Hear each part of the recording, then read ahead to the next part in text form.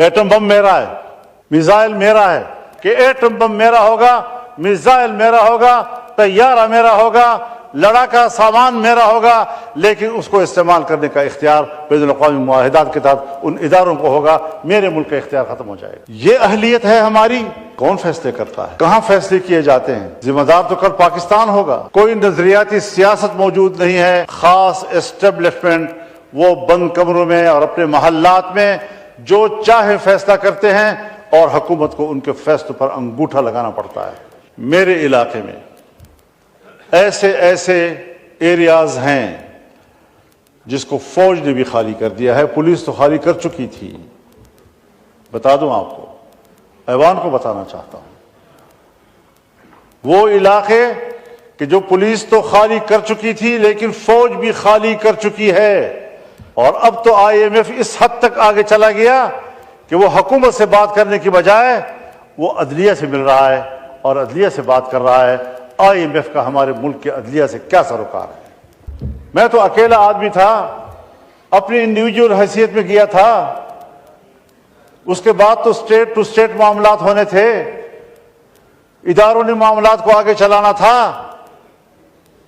یہ اہلیت ہے ہماری کہ آپ کا ایک شہری اپنے وطن عزیز کے تحفظ کے لیے، اپنے وطن عزیز کی خدمت کے لیے، ملک کو ایک بڑے شورش سے بچانے کے لیے 75 سال ہم نے کشمیر کے محاذ پر انڈیا کے ساتھ آزمائشوں میں گزاری۔ اب ایک نئی آزمائش کے لیے ایک نئی سرحد ہم کھول رہے ہیں۔ ہم نے اس تصور میں وطن عزیز کی مٹی کے ساتھ وفاداری نبھاتے ہوئے اس کے لیے سہولت پیدا کرنے کی کوشش کی، لیکن میری ریاست کے کرتا دھرتا اتنے نااہل ثابت ہوئے کہ وہ کیے کرائے کام کو بھی نبھا نہ سکے۔ جی مولانا صاحب کا مائک کھولا۔ جناب اسپیکر، میں آپ کی وساطت سے ایوان کی توجہ اس جانب مبذول کرانا چاہتا ہوں کہ ملک کو مزید آزمائشوں کی طرف نہ دھکیلا جائے۔ یہ ملک نئی آزمائشوں کا متحمل نہیں ہے۔ پالیسیاں سیاستدانوں کے حوالے کی جائیں، مذاکرات کا راستہ اختیار کیا جائے، غلط فہمیاں دور کی جائیں، ہر قدم جنگ کی طرف بڑھانے کی بجائے ہماری شناخت یہ ہونی چاہیے کہ ہمارا ہر قدم امن کی طرف بڑھ رہا ہے۔ دوسرے کو مورد الزام ٹھہرانا بہت آسان ہے، لیکن اپنی ذمہ داریاں نبھانا وہ کوئی آسان کام نہیں ہے، اس کی طرف ہمیں متوجہ ہونا ہوگا۔ آج ایک نوآبادیاتی نظام سے تو ہم نکلے، جنگ عظیم اول، جنگ عظیم دوم، اور جنگ عظیم دوم کے بعد باقاعدہ نوآبادیات کا رواج تو ختم ہوا، لیکن عالمی قوتوں نے ترقی پذیر ممالک اور غریب ممالک کو غلام بنانے کا ایک نیا طریقہ نکالا۔ ان کو سیاسی لحاظ سے غلام بنانا، ان کو اقتصادی لحاظ سے غلام بنانا، انہیں دفاعی لحاظ سے غلام بنانا، یہ ان کا وتیرہ رہا۔ ہمارے فیصلے سلامتی کونسل میں ہوتے ہیں، بین الاقوامی انسانی حقوق کنونشن میں ہوتے ہیں، اقوام متحدہ کی انسانی حقوق کمیٹیوں میں ہوتے ہیں، اور اگر وہ ایک فیصلہ کر لیں تو پھر ان کا فیصلہ ہمارے ہاں مؤثر ہوگا، اور ہمارے اپنے ملک کا آئین اور قانون غیر مؤثر ہو جاتا ہے۔ کیا یہ حقائق نہیں ہے؟ ہماری معیشت بین الاقوامی اداروں کے حوالے کر دی گئی ہے۔ آج ہماری معیشت کو آئی ایم ایف کنٹرول کرتا ہے، F A T F control کرتا ہے، دوسرے قرضے دینے والے ادارے کنٹرول کرتے ہیں۔ ہمیں ایک طرف قرضوں میں جکڑا جا رہا ہے، اور دوسری طرف ہم پر پریشر ڈالے جا رہے ہیں۔ آئے روز آئی ایم ایف کا وفد آ رہا ہے اور پھر ہمیں بلا رہا ہے، اور اب تو آئی ایم ایف اس حد تک آگے چلا گیا کہ وہ حکومت سے بات کرنے کی بجائے وہ عدلیہ سے مل رہا ہے اور عدلیہ سے بات کر رہا ہے۔ IMF کا ہمارے ملک کے عدلیہ سے کیا سروکار ہے؟ ہمارے ملک میں آج IMF آ رہا ہے اور سپریم کورٹ بار ایسوسی ایشن کی قیادت کے ساتھ مل رہا ہے۔ بار ایسوسی ایشن کے ساتھ IMF کا اور FATF کا کیا تعلق ہے؟ کیا تحفظات ہیں اس کے؟ اور پھر اس کی پاداش میں ہم ادارے بناتے ہیں، احتساب کے ادارے بناتے ہیں، نیب کے ادارے بناتے ہیں، FIA کو متحرک کرتے ہیں، اور سارا بوجھ ان کا دو طبقوں کے اوپر آتا ہے۔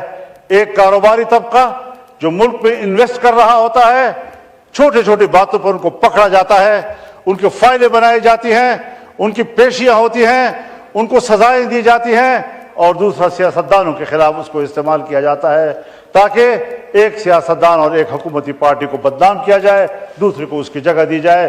اس مقصد کے لیے بین الاقوامی ادارے میرے ملک میں مداخلت کر رہے ہیں۔ نتیجہ کیا نکلتا ہے کہ میرا پاکستانی سرمایہ کار اپنا سرمایہ لے کر مغرب میں چلا جاتا ہے، پیسہ میرے نظام سے تنگ آ کر وہ اپنا پیسہ منتقل کرتا ہے یورپ کی طرف، اور میرے پیسے پر یورپ کاروبار اور تجارت کر رہا ہوتا ہے۔ تو یہ وہی بات ہوئی کہ انڈیا کا پیسہ انگریز لے گیا، اس نے اپنے انگلستان کو آباد کیا اور ہمیں بھکارا چھوڑ دیا۔ اس نے دفاعی معاملات میں جائیں، حضرت ایٹم بم میرا ہے، میزائل میرا ہے، لیکن بین الاقوامی ادارے مجھے مجبور کر رہے ہیں اس پہ دستخط کرو، اس پہ دستخط کرو، اس پہ دستخط کرو، اور مجھے بین الاقوامی معاہدات پر دستخط کرنے کے بعد یہاں پہنچایا جا رہا ہے کہ ایٹم بم میرا ہوگا، میزائل میرا ہوگا، طیارہ میرا ہوگا، لڑاکا سامان میرا ہوگا، لیکن اس کو استعمال کرنے کا اختیار بین الاقوامی معاہدات کے تحت ان اداروں کو ہوگا۔ میرے ملک کا اختیار ختم ہو جائے گا۔ اس چیز میں پوری قوم مبتلا ہے۔ کس طریقے سے وہ میرے ہی ہاتھوں سے میرے بھائی کو مروڑ کر میرے سرمایہ کو اپنے ملکوں میں منتقل کر رہا ہے، کس طریقے سے وہ میرے ہاتھ پاؤں باندھ کر مجھے غیر مسلح کر رہا ہے، اور میرے اپنی صلاحیت وہ میرے دفاع میں استعمال نہیں ہو سکتی، ان کی اجازت سے استعمال ہوگی۔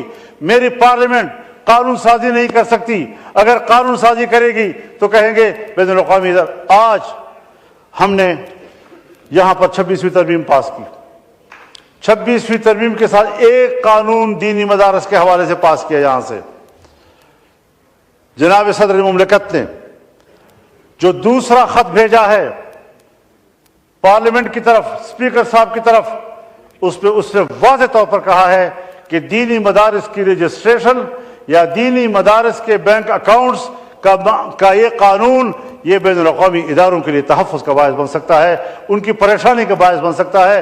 ہمیں بین الاقوامی اداروں کی رعایت قبول، لیکن اپنے ملک کے اندر ایک طبقے کو ہمیشہ اپنے مقابلے میں متصادم رکھنا ہے، اپنے ملک کے شہری کو میں نے پریشان رکھنا ہے۔ آج قانون پاس ہو چکا ہے، ایکٹ بن چکا ہے، گزٹ ہو چکا ہے اس کا۔ پارلیمنٹ سے ایک قانون پاس ہو جائے تو پھر صوبائی اسمبلی میں قانون سازی ہوتی ہے۔ ابھی تک کوئی صوبائی اسمبلی میں قانون سازی نہیں ہو رہی۔ فیڈرل گورنمنٹ نے اپروچ ہی نہیں کیا آج تک کسی ایک صوبائی اسمبلی کو۔ میری پارلیمنٹ نے اپروچ ہی نہیں کیا کسی صوبائی اسمبلی کو کہ یہ قانون یہاں سے پاس ہو گیا ہے، مزید قانون سازی جو ہے صوبائی سطح پر وہ آپ کی ذمہ داری بنتی ہے۔ تو کیا کریں؟ ہر بات کے لیے سڑکوں پہ آئیں،